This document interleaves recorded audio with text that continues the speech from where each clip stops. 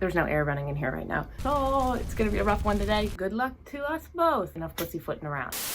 This video is to provide a tool for deciphering your dreams. I've wanted to make this video for a few years now. For a long time, when I told people I would have dreams where it was a different gender or a different race or anything different about my own body, that was met without validation or relatability. And I had more than one friend say to me, well, maybe you're trans. And I had to remind them that I had already gone through my "am I trans" journey. And the answer was a shocking no. The more I asked about others' dreams, the more I learned that these different experiences with the subconscious body are not uncommon, and they started giving me more of an idea about what could be going on in the human brain. I will say real quick, I'm not a psychologist. I don't pretend to be an expert on anything like that. I am just a person who is comfortable sharing her thoughts and feelings, but let's get into it. Dreams are an abstract depiction of not what's going on in our daily lives, but how we are feeling about our living experience.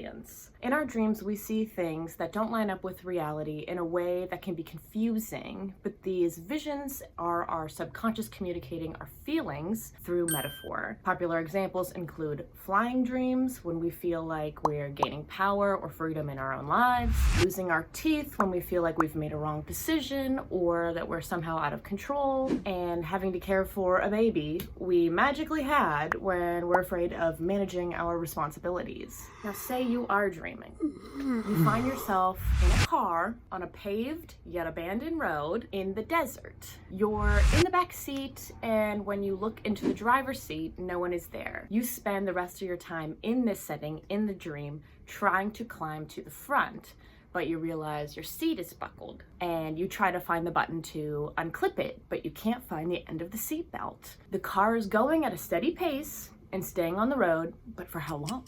You feel you need to get to the driver's seat. Now say in this dream, you are George Lopez. When you wake up, you're feeling confused, because I guarantee you watching this video, or me experiencing this dream, are not George Lopez. What does it all mean? I have developed a tool over the years I believe can help people map their dream experience in order to gain understanding of their inner feelings. This tool is called the subconscious coordinate plane. If it's been a while since you've seen a coordinate plane, remember that the horizontal axis is the x-axis and the vertical axis is the y-axis. On the SCP, the subconscious coordinate plane, the x-axis represents how similar you are to your life form in your human body within a dream. This is the identity axis. And the y-axis represents how the dream made you feel, the emotion axis. Together, you can plot data points to help yourself identify how you are really feeling about your life, and maybe even discern patterns in your dreams to help you figure out where you would like to be. Let's add some details to this concept, starting with the y-axis. You know when a dream is happy, when it's silly, frustrating, or scary, or sad, or terrifying. Sometimes dreams can even feel like a trip through time or prophetic in nature. If a dream is positive, it'll land somewhere on this side of the emotion axis, which we'll simply label good. On the opposite side, if a dream is negative, it'll be closer to the bad continuum, with a night terror being the worst experience you can have in a dream. If we think about the example in the backseat of the car is going at a steady pace without the driver. You're trying to unbuckle and climb to the front seat, but you cannot find a way to do either. You are frustrated and anxious, but you're not afraid for your life. That dream will fall somewhere on the bad side of the emotion axis, but not go all the way to the end. Let's identify that. So we know it's gonna fall somewhere around here. So let's sort of circle it. That's a little bit better. Somewhere in the middle there, not all the way to the end. If you wanted to use your real math skills, you wouldn't circle this, but we're not here to do math. We're here to talk about feelings and think about the subconscious. Now let's look at the identity axis. To create proper labels for the continuum, you will have to reflect on your history of dreams. Have you ever dreamed that you were an animal? Have you ever dreamed you were a plant? Have you ever had a dream that you were not a character in? The positive end of the identity access must be your truest self, what you look like, and how you perceive yourself in every day. The negative end of your identity access must be the most removed from yourself you have ever been in a dream. This could be as simple as viewing a dream from the third person, or as crazy as you are a flower in a field absorbing the sun. This access could also change throughout your life. So again, all the way to the left, that's going to be the removed self, and then the right is going to be the true self, like this.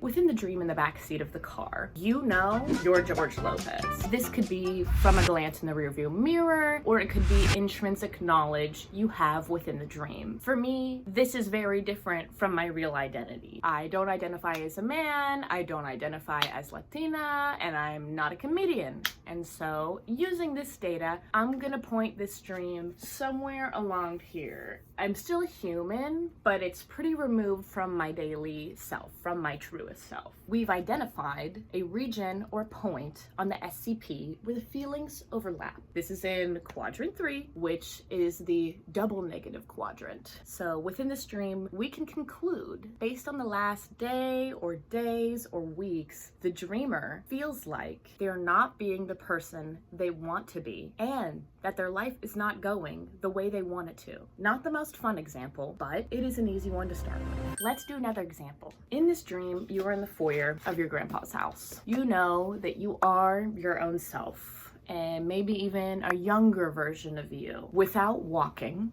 you find yourself up the stairs at the door of his walk-in closet. You open the door to see the closet the exact same way you last saw it in 2007. His shoes are on the floor, his clothes are on the racks, weird boxes that you've never been able to reach are on top of the shelves, and you sit down. You feel comforted yet confused. How did I get here? Why are you here now? What are you looking for? And with that questioning, the dream ends. This is actually a dream I've had dozens of times in the past 20 years. Using the SCP, I'd like to finally figure out why this comes back to me. Thinking about how the dream makes me feel, I'd say it's somewhere in the positive side, but pretty close to the middle. There's not a lot going on. I don't feel bad per se, but there's that confusion element at the end. I'm always happy to be in my grandpa's house, but there is something mysterious and disorienting about being there once I start to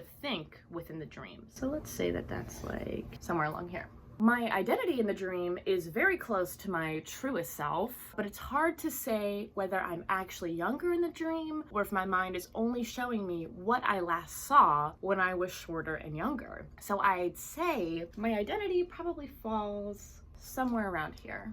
In these dreams, I'm feeling pretty good about who I am, but not as strongly as where my life is going. That feels like a strong yet scary thing to say, especially on camera. I can at least confidently say that I haven't had this recurring dream in a while. I guess when this dream revisits me, because it surely will again, that's what I'll know. Despite how I'm feeling about myself, I'm not feeling amazing about where I am or where I think I'm going. Sad. I hope that this tool helps anyone sort out what may be going on within their innermost self. It can be scary to open up even to yourself and share what you're feeling. If this is able to help you understand what you may want from yourself or sort through something going on in your life, then thank you for giving this silly thing I've been thinking about some meaning. If you made it to the end of this video, thank you for taking this trip with me. I don't really know what else to do with this tool now that I've made it, besides use it myself and share it with others. Please comment on this video if you have ideas about this, if you want to share a wild dream of yours, or if you want more videos like this from me, introspective or about life or weird things or whatever. And thank you for watching. Now subscribe